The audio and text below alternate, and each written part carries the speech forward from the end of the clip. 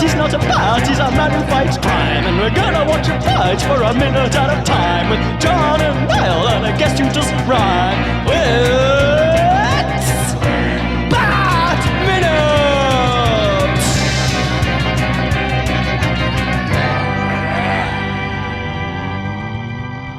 Minute! Attention, citizens of fair Gotham, and welcome once again to Bat Minute Forever, the show that will see you in hell.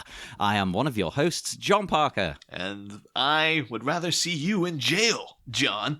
It's me, Niall McGowan. Well, you know, hell, jail, they sound kind of similar to me. I wouldn't do well in jail, man. It's that pit from Dark Knight Rises. Like, it's literally like living in hell, the pit. And then you see it in the movie. It's like, I don't know, it seems pretty all right in there. It's just guys hanging out. It's like, it's not too bad. It's not too bad. People be like, I don't know, peeing on each other, peeing in a cup and throwing it on each other. And like, where's this hellscape you're talking about?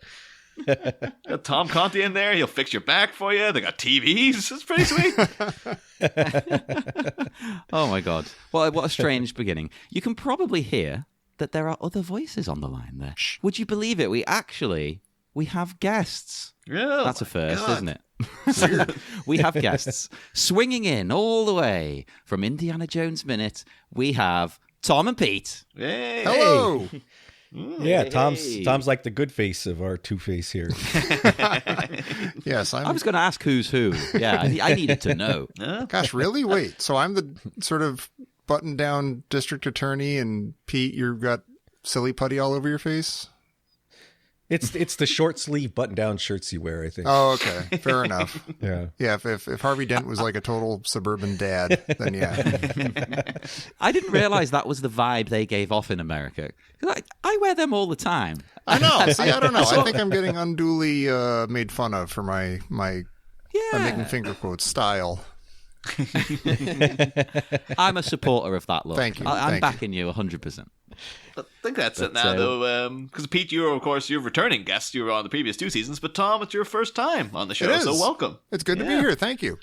Yeah, and now we finally we've had all the Jones boys on. Of course, Jerry Porter, and Chrissy were on. That's right. In the season too. So we finally completed our set. And we saved the best movie just for you. Oh, thank you. I do appreciate it. About that. Well, actually, let's start with this question then. What are both your feelings on this film? Because we're kind of Niall loves it, and I'm like, it's pretty fun. But a lot of people don't like it. Right. I have not seen it since I saw it in the theater when it was out. I think I just saw it the once, and it was fun at the moment. You know, it's like summer of whatever, and hey, we're seeing the big superhero movie. Okay, fun. And then I think it was out of my head since then until right now. It was out of your head as you were leaving the building. Yeah. Yeah. That was a great Batman or other kind of dude movie that we just saw. But looking back on it now, it's kind of like, it's weird. On the one hand, no, it's not a good movie. It's kind of like overdone and half-baked at the same time. But it's also, there's something weirdly nostalgic about it looking at it now. It's like, oh yeah, remember when like Jim Carrey and Val Kilmer and Nicole Kidman were all like sort of brand new movie stars, and they were super eager to get snatched up into big superhero movies and stuff. It's a bygone era. Like, there's new people in all those roles now. That's actually interesting, yeah, because when you put it that way, like most of these, I mean, they're still big stars. They're bigger stars than I will ever be, but they're not like household names as much anymore to like a younger generation. Yeah. You don't see him in a lot of big films. Yeah. Yeah, the whole celebrity cycle has moved on, I guess. It's all the new batch now. I don't think, Tom, that guy was actually the perfect succinct term for Batman Forever to sum up the whole movie is like overdone and undercooked at the same time. Are you the same with that, Pete? No. I haven't seen it since it came out, and I also did not see it when it came out. So this is your only minute of Batman Forever. well, see, I really like the first two Batman movies, and I've heard so many bad things about this. I have read the plot synopsis and I've seen pieces of it, but I've never watched the whole thing through. So I'm going into this with a little bit different angle. That's cool. I like that. We want to get everybody's sort of opinion on it because we're not here to rag on it. You know, Right. like I say Niall loves it, but there's a lot of things wrong with it at the same time. And the minute in question is minutes 107. And it starts with a rather pressing matter, and it ends with a crash course in escapology. So yeah, that you guys are here for, like, you know, I was thankful to get you for this minute, because this is like, oh yeah, this is kind of like the most Indiana Jonesy moment of the movie. Really, it's like Batman in a big old death trap, and how does he do? How does he get out of that one? You do it the Indiana Jones way, and you just destroy it. You destroy the whole goddamn thing. If you don't have a girlfriend out in the hallway to pull the fulcrum release lever, then you just have to bust everything.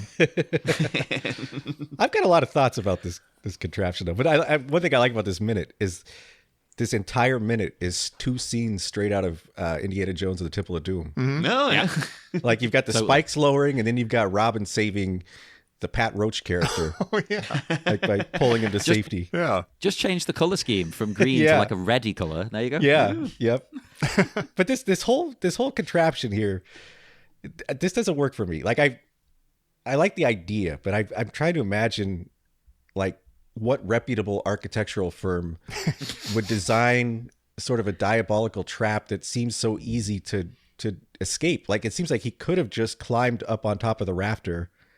Yeah. And then when it went back down, just climb into that little hatch and then just climb up the steps. Yeah. And we were also saying in the last minute, it looks like he could just fit through the gaps in it. Yeah. I'm fairly certain, like, obviously, you know, like it's skipping ahead in the minute, but like, I don't know how he actually defeats this thing, like in terms of like what he actually does there. The physics are pretty weird. It's a little And it's unclear. also, I don't think they do either, because they're throwing things in like they show you he's clasping both sides of a thing, and then it cuts to him pushing a button on his belt, and it's like he has both hands up. So how's he pushing the button on his belt? That's a good Like, point. I don't think they wait a threw this minute. together. I don't think they even know what the hell this thing does. That is really Oh my good. God. That's a good point. Yeah, That's changed my world. I was going to defend it and say, hey, it makes sense. You know, he puts the rocket boots on and he breaks the chain. Could he have done the thing where you're holding out with both hands and you really quickly just do the thing like, okay, if this doesn't work, I'm dead anyway, so I may as well let go with one hand and just hit the They thing should on have the done that and belt. sped the footage up. Right, yeah. Like in old car chases. Just like, whoop. I think I figured that is the kind of stuff they start doing in the next movie, because there's that bit where Robin's drowning, and it's just the same clip of Chris O'Donnell played backwards and forwards, and you can tell it's like, what the? It's like 2 seconds of footage that you're just reusing over and over again.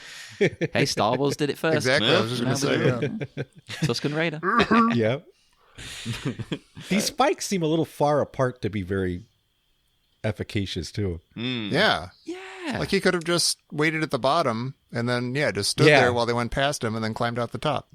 The thing I think it's with a lot of big supervillains though, because we know like when we get Batman gets up to the throne room, the Riddler's there waiting for him, and he has a whole big thing set up. So I'm not even entirely convinced that he wants to kill him with this thing. I think it's just Right. like, I need a thing that'll slow him down for 5 minutes. Which again, So, like, I mean, this this is totally Indiana Jones, but it's also very, very Adam West Batman. There's like, I remember specifically there was a scene with Batman and Robin. They're getting into, I forget whose lair it was, Joker's or Catwoman's or somebody, and the spiked walls were coming in. And at the very last second, Batman's like, "Oh, these are rubber." He just kind of like shoved them spike down. It's just a rubber. He's like, "Okay, they're messing with us." So it's kind of like that in a way. Oh, that's genius. So this is actually just the foyer. Yeah, this is how they take your coat.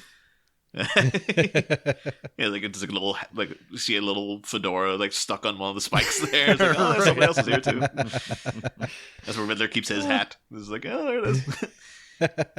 Although weirdly enough, this whole contraption is, I think it is very much like it's a thing they've cobbled together, because in the original draft of this movie, like the Bachelor draft, they have a very, very different setup for this whole sequence.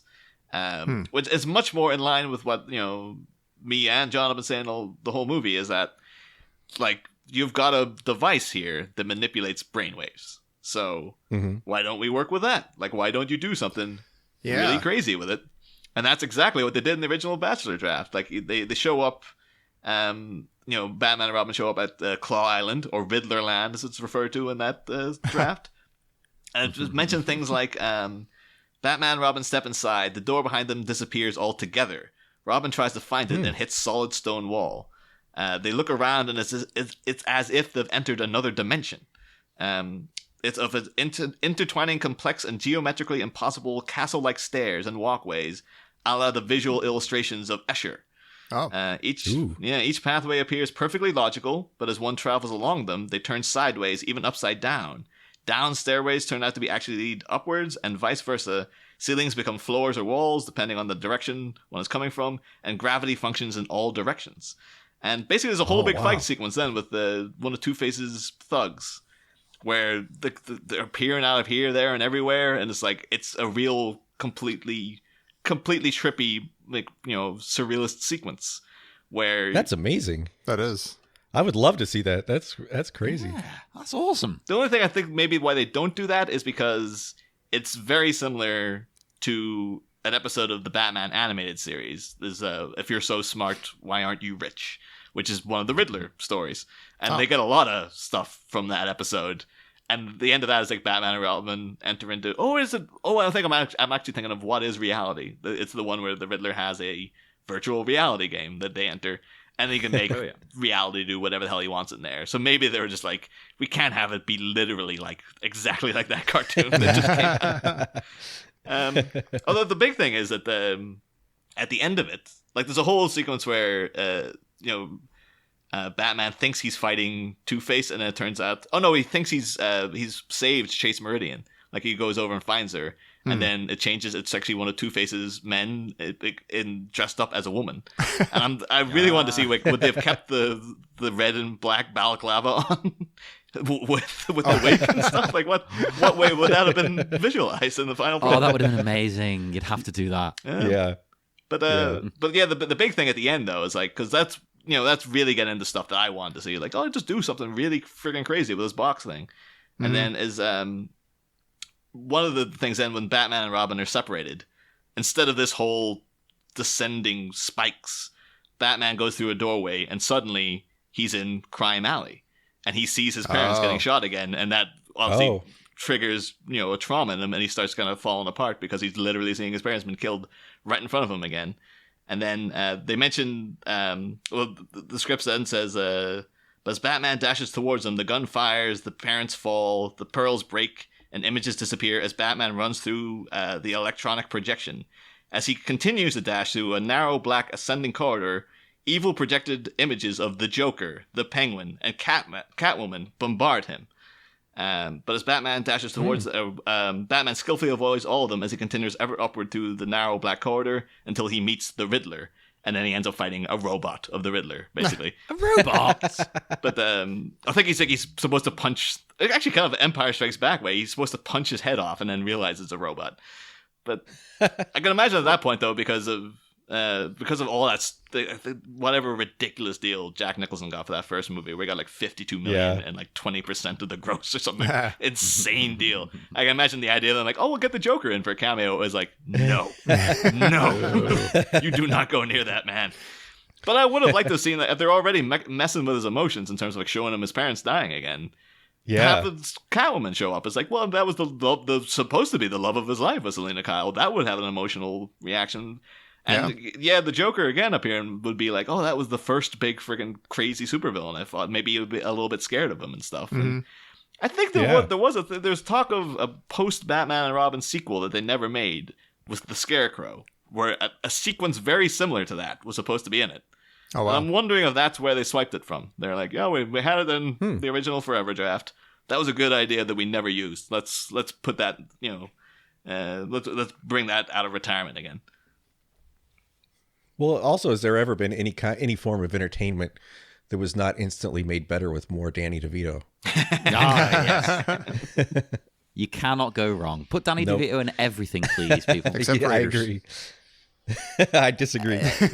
maybe you don't retroactively put him in Raiders, but if he'd been in it at the time, Yeah. okay. That's the thing, though. Like, not that we obviously loved Danny DeVito in the second movie, but like, in terms of like all those other things would have an emotional connection to Batman, because like, the Joker was this big supervillain and they conquered the Yeah. city and it was terrifying. So, Yeah. and Catwoman had a deeply emotional connection to him. Batman had no regard for the Penguin at all. That's like true. he was literally just an inconvenience to him, and the way he takes him out is so simple. It's just like, the Penguin pulls out his friggin' umbrella sword, and then Batman's just like, "I turned all your penguins with your rockets back on you. Bye bye." That was the end of him. Like he didn't even break a sweat defeating the guy. So Damn. I imagine if the Penguin showed back up, he'd be like, get out of the way. Just That guy. shove him. Well, back in the minute as well, the one last thing I want to say about him escaping from this death trap, let's say. I also got vibes that it was very video game. You can imagine it being a level, Yeah.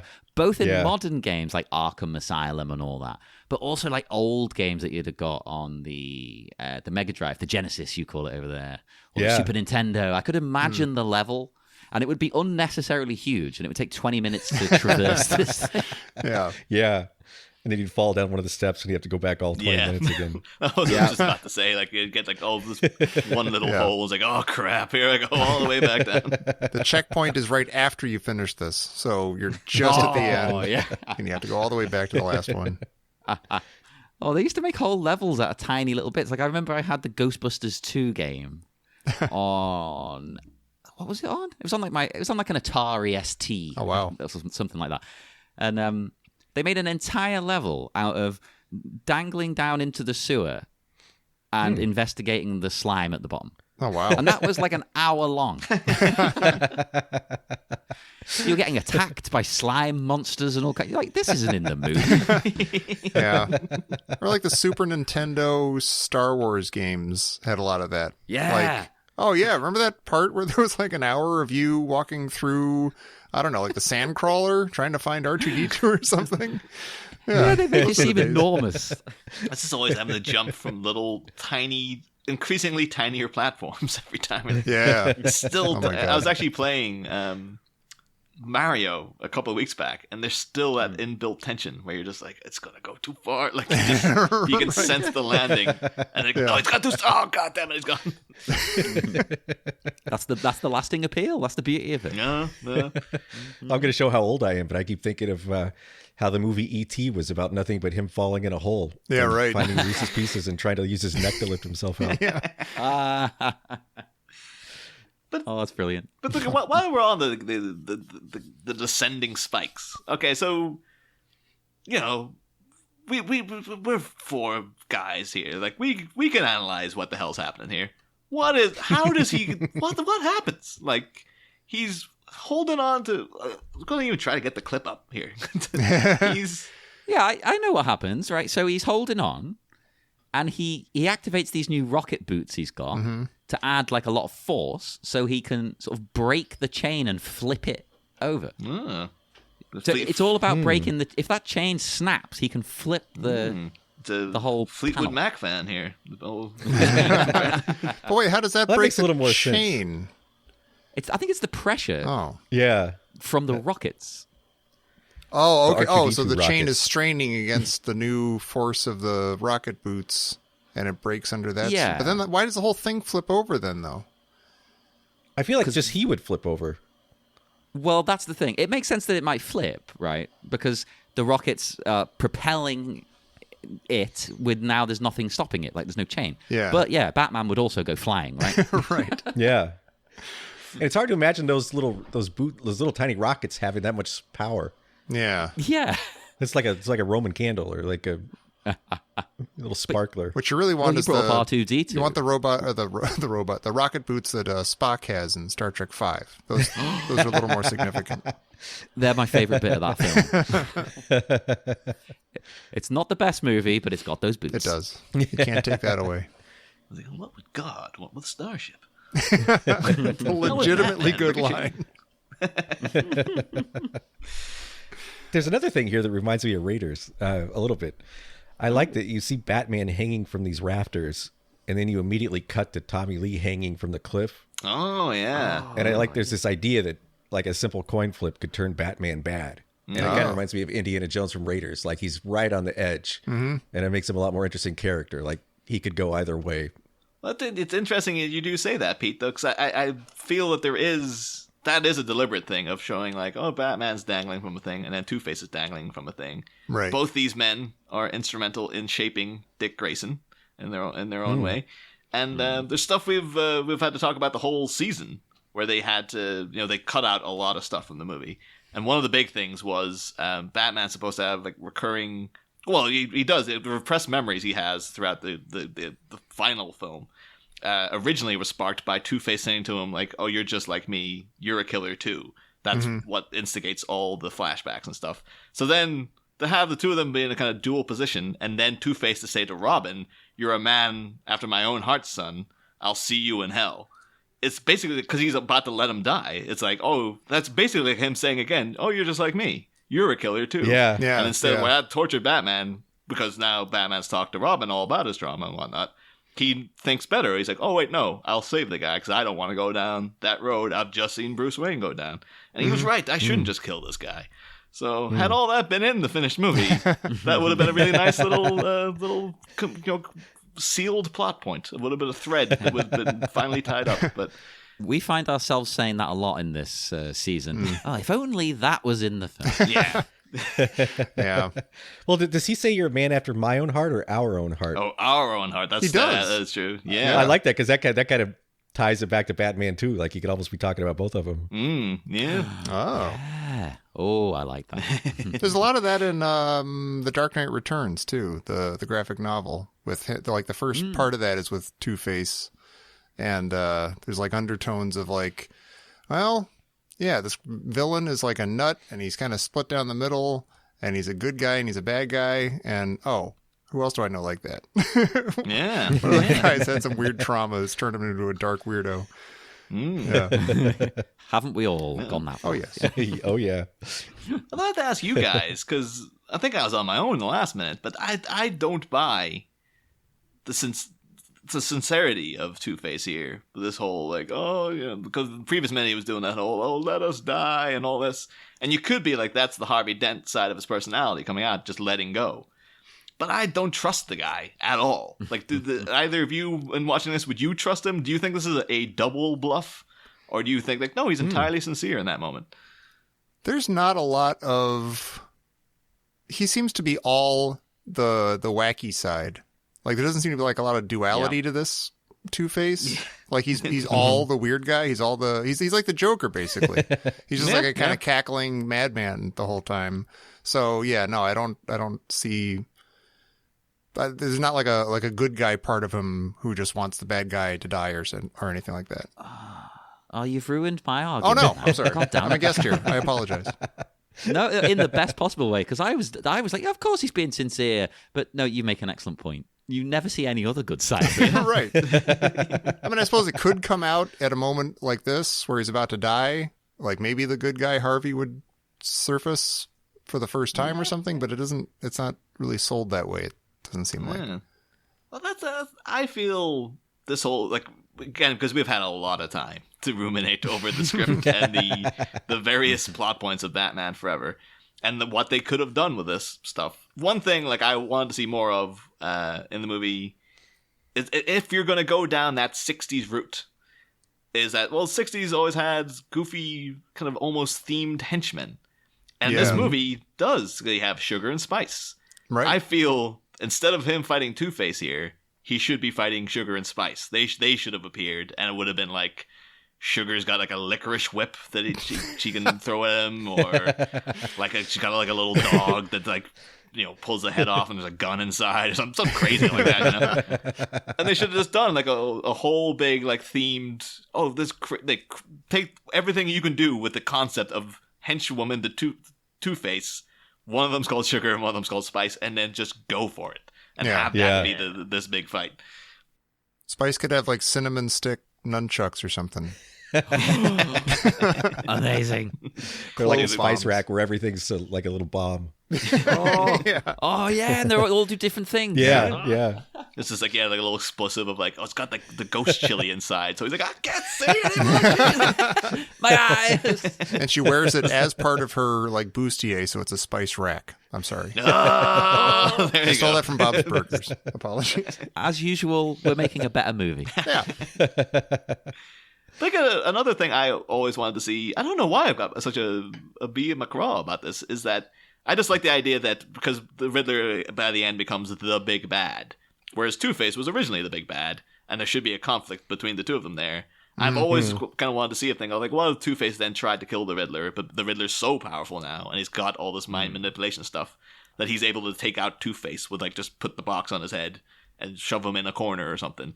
So then you could have a sequence of like Robin's now fighting Sugar and Spice. He manages then to defeat them, and he finds Harvey Dent, who's been like zonked out in like a zombified state, and he's able to see a little screen of like, what is Harvey seeing now? And within the box, he's seeing that like he's now imagining he's in a reality, a virtual reality, where he is back to normal, and he's got a wife and kids, and is living a happy life.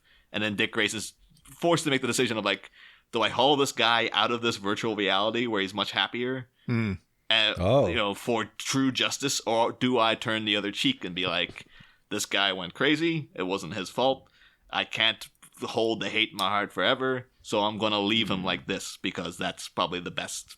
That's the best thing for him, really, is just to leave him inside this virtual reality. Yeah. But, Wow. yeah. I don't know why I just had that idea a while back. It really should have been in the movie, but tragically not to be. Oh, well, that sort of plays into this line where Robin pulls him up and says, "I'd rather see you in jail." And it seems like kind of a two-sided thing here. Like, on the one hand, it's like, oh, he's being altruistic and he's saving him. But on the other hand, it's like, I want to punish you some more. Yeah, yeah. Watch the It's like, suffer. you're not going to die right now. I want to watch you suffer for 40 to 60 more years. Yeah.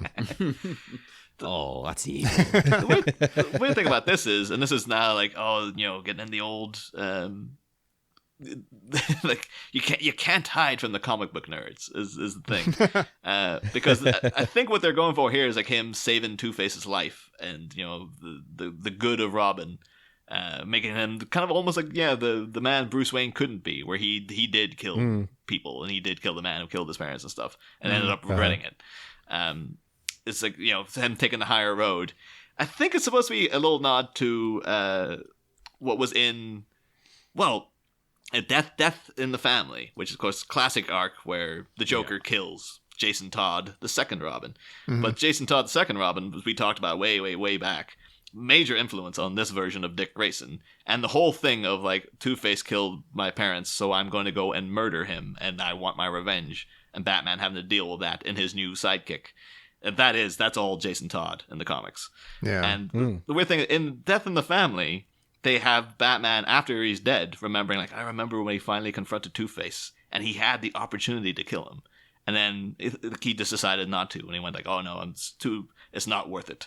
And Batman, I think he specifically says, like, I've never been more proud of the lad, which is the word lad is never used in any of the Batman movies, and I think that's a thing they should rectify, quite frankly. You just want more, local colloquial terms. Yeah. What's my name? What name should I have? Bat Lad, Nightwing. Bat lads, yes. But the thing is, they have that in that's Death in the Family. Him, Batman, recalling a thing that happened in the comics, but the comic book geeks never forget. Because if you go back to the original storyline, which comes from Batman 411, from I believe is September 1987, the storyline Second Chance, where Jason Todd finally confronts Two-Face. He is flat out just trying to kill him. And that sequence has him on top of Two-Face, strangling him, going like, you murdering piece of scum, I'm gonna kill you, I'm gonna kill you. And then Two-Face just batters him off and runs away. And then Batman comes over, he's like, what the hell are you doing, kid? And he's like, just leave me alone, man. And it's like, he at no point did he take the high road. He was only ever gonna kill him.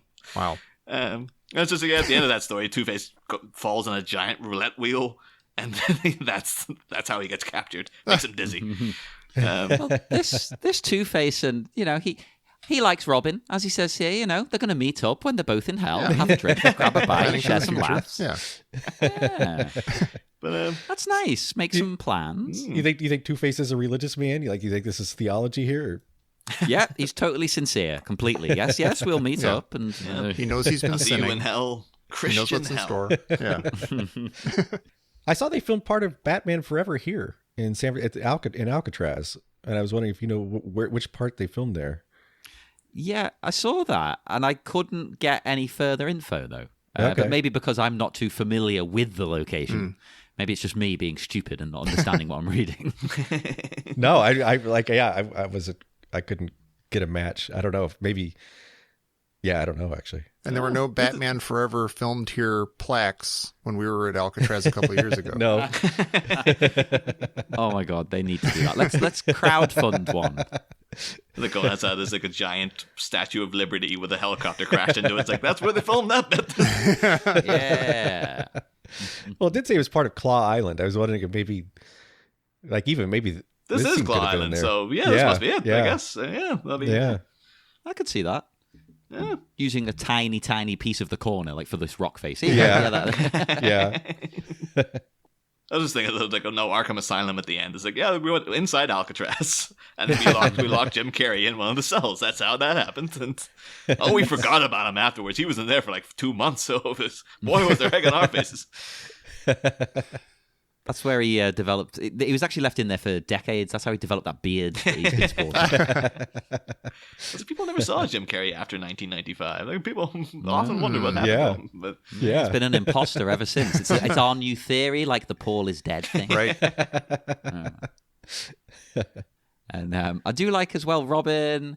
He's had a bit of growth here, because he has heeded the words of his mentor, and he sticks his hand out to save Two-Face. He was here to kill him originally, but you know what? He just can't do it. Just can't do it. He doesn't want to let Batman down. Yeah. yeah. He punched him a bunch of times, and that was enough for him. Gotta see, this is for my he got it dad, this is all for my out. mom. Yeah. Well, That's literally all it takes. It's like, okay, I need my revenge. So 1 punch per problem. I thought I needed to kill you, but it felt so great just punching you. I think I'm good. This begins, though, and this is a thing we'll be dealing with in like 2 or 3 weeks' time. The confusing messaging of Batman Forever.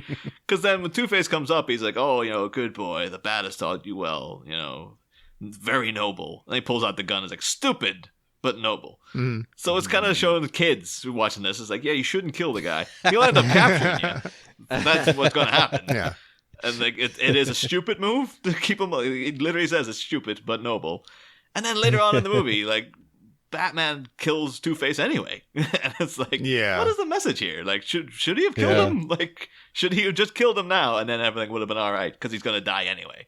Right. Like, what the hell are we going for here? I guess it's enough Yeah. that Robin decides not to kill him, so then it's cool when Batman kills him. Like Robin, who was that's okay. like he was the character in Flux. He got to come out, the way he should have, made the right decision. But then we, the audience, still get to see the bad guy die. We're not That's robbed the by perfect- by Robin's, mealy-mouthed wishy-washiness. Batman's already a lost cause. Like, Robin's still noble and he's a kid. You can still save his soul. Yeah. He's got the perfect kind of cop-out situation too. Like, he gets the privilege of saying, "Well, I'm not going to kill him because I know Batman will anyway, so I'm gonna look like the good guy here for a minute." Yeah. I kind of, this is making me think of, I keep bringing up Star Trek, but it's reminding me of Star Trek 3, where Kirk, one of the heroes of all heroes, he's got Christopher Lloyd dangling off a cliff and he tries to save him. He does the Robin thing and tries to save him. And then, Christopher Lloyd is immediately like, I'm going to kill you. I hate your guts. And so Kirk just starts kicking him in the face until he falls off the cliff. It's like, I've had enough of you. It's like, all right, you I tried. had enough of you. Yeah, he did the right thing, but then he wasn't making it easy, so you killed him. That's fair. Well, all he's doing is kicking him. Yeah. If he then falls, that's his problem. Yeah, I was just angry at him. I kicked him in the face. I didn't tell him to let go. That's him. I can kick you in the face, but I don't have to make you fall. Right. Yeah, that's sound logic there. Yeah, like, no, I see Yeah. no gaps here at all. This like Leonard Nimoy showing up at the end and them telling him that, and him just like, well, logical. Yes, makes perfect sense, totally Captain. Not a jury in the world. And that would I hate me, thought I'm really reaching here, right? I'm really reaching. I'm going to acknowledge that up front. But when he says "good boy," you could argue, in my defense, that this is the Harvey side coming out again. He doesn't mean good boy for saving me. As such, he means, good boy, you did the right thing. I'm gonna go to jail. You didn't kill me. That would have been evil. Yeah. Yeah. He just loves that jail. See, I feel there's another way to play this scene where it could have been like, yeah, Harvey Dent does come up, and maybe there's a moment of like compassion between them, where it's like, yes, there is still a good man buried deep within him, and then you could have had like friggin'. Again, you could have had Sugar come up, and she's got a giant pair of wax lips that she slaps over Robin's face, and that's him. And then she was the one who captured him or something. But it's like, I feel that they were just like, we've got Two-Face. We can't have him not double-cross somebody. It's just there. He has to double-cross him because he's Two-Face. But it is kind of frustrating they don't try at all to make you think that there's two guys there.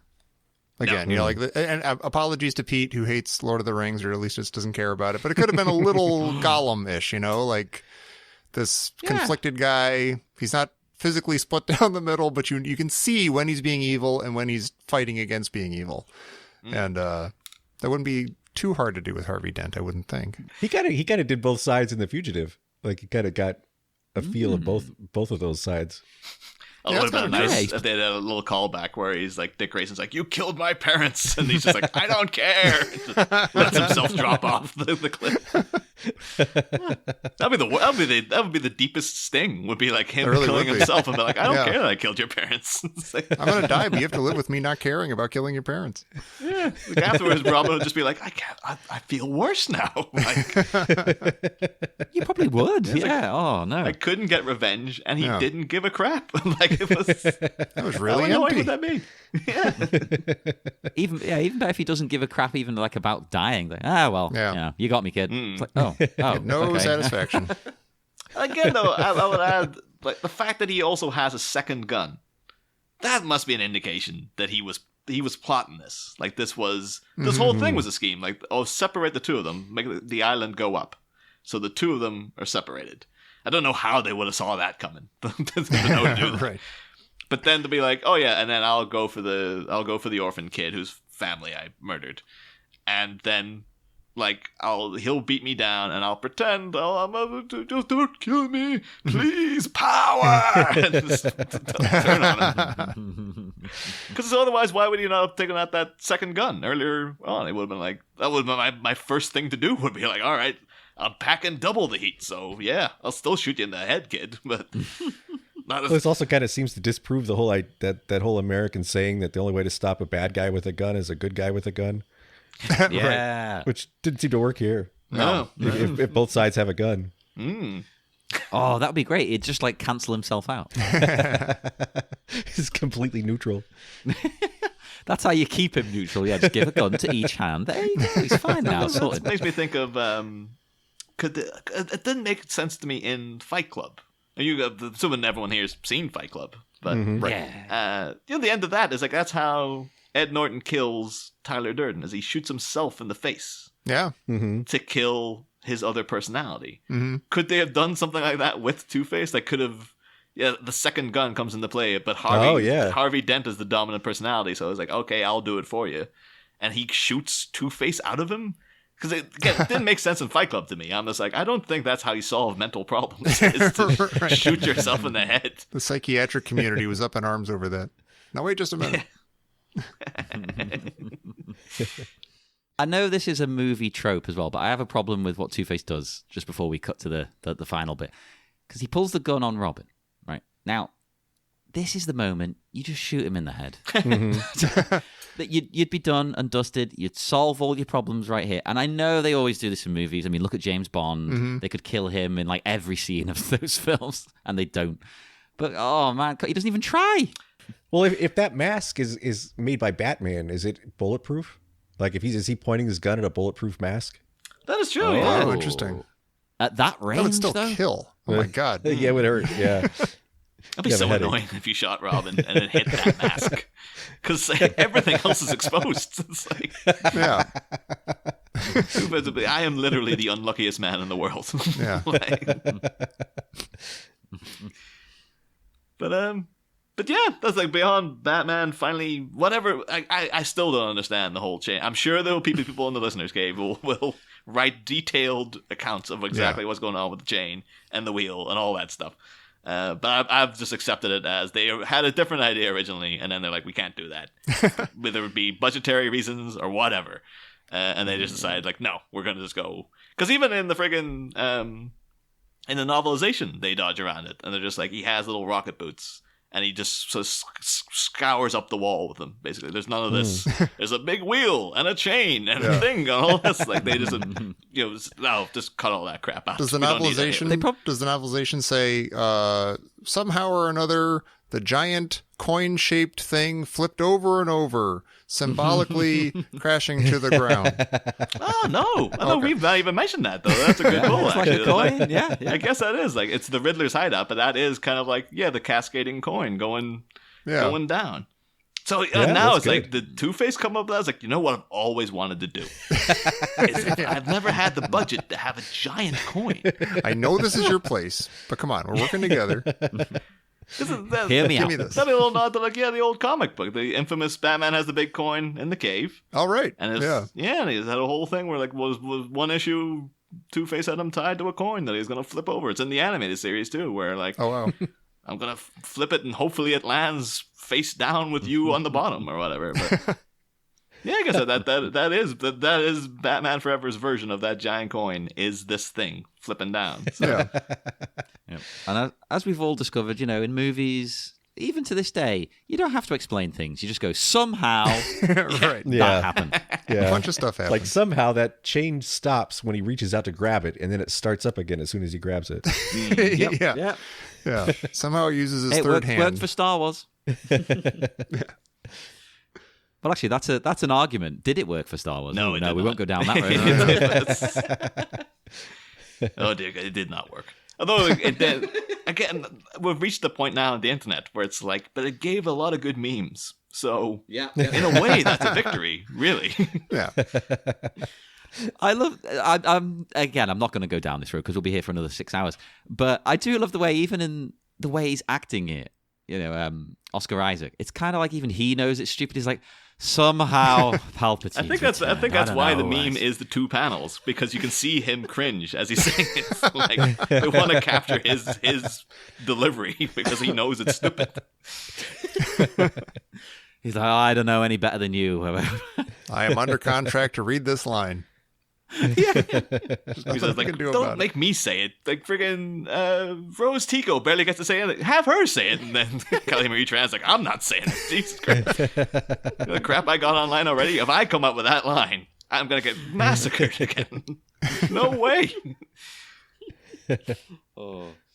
But anyway, I know usually at this time of the week we'd always ask the guests about the history of the movie, but you guys kind of summed that up at the beginning of the episode there. Oh, that's true. History, not so much. I don't know, did you not in any way buy into the 1995 hype train? Because I think personally, like, that's a lot of the reason why people do have fond memories of this film is because of the marketing of it. Like, it was a real force to be reckoned with, like, back then. Right. Of just like every goddamn thing was a question mark with a bat symbol slapped on it, and you just had Seal and U2 blasting out of every friggin' stereo for 6 months. It's interesting though. Now I want to go back and watch it. Oh, I recommend you do. Yeah, you guys have done your job. Yeah, well done. I would recommend doing it. It's interesting. It's fun. It's not amazing. It's not like groundbreaking, but there's a lot to enjoy. But we'll that's I think I'm all noted out though for minute 107. Same Yeah, here. me too. Yeah, me too. We will head off into the dark, dark night. And would our two illustrious guests like to tell people where their show and whatnot can be found online? I'm sure most of our listeners know, but you never know. Take it away, Pete. Well, you can find us. Those are real. Go get her, Ray. Yeah. Took me by surprise. We do the same thing with Indiana Jones that you guys do with Batman. And you can find us at indianajonesminute.com or basically whichever podcast player you use to find Bat Minute. Well, check it out, everybody. It's one of the top tier shows. No, thank you. Absolutely. Oh, it's it's the only one. Star Wars and yours are the only ones. Oh, and Cornetto Minute are the only ones I have set to auto download on a daily basis. Although that doesn't matter at the moment because you're not putting anything out. I know. We're coming back. Don't worry. Yeah, looking forward to that. And come and speak to us at all the usual places. Bat Minute Listeners Cave. I can't be bothered. Come to the Patreon. That's the most important thing. You get extra stuff, bonus material. Yeah. Bam, bam, bam. You want that. Now, because we're near the end of this movie, means me and John are going to have a bit more free time afterwards. So that Patreon content's probably going to go up quite a bit because we'll just have free time to be like, all right, let's just do some other random stuff because now we have the freedom. We have the means. Hey, and you're still going to get free hiatus stuff as well. Of course, don't worry. of course, yeah. But you can get even more on the Patreon. Now, can I just say, really love us. I am a Patreon of Bat Minute, even though I've never even seen this movie, so none of you out there has any excuse. Oh, there you go. You should join immediately. It's fantastic. Hell yeah. We did a commentary recently, and we're thinking of doing a few more of them. So nice. come and let us know about that as well. What movies you like. And we will see you again on Friday for more Bat Minute Forever. Next time, a bat in the belfry of the beast. The Batman turns battering ram as he shoots into Nigma headquarters to boot some hindquarters. But as a sanctuary is surveyed and salutations are made, which sick endgame does the Sultan of Ciphers have for his nocturnal nemesis to play? Find out Friday, same Bat Pod, different Bat Minute. Ba-da-da, ba-da-da-da-da-da-da-da-da-da.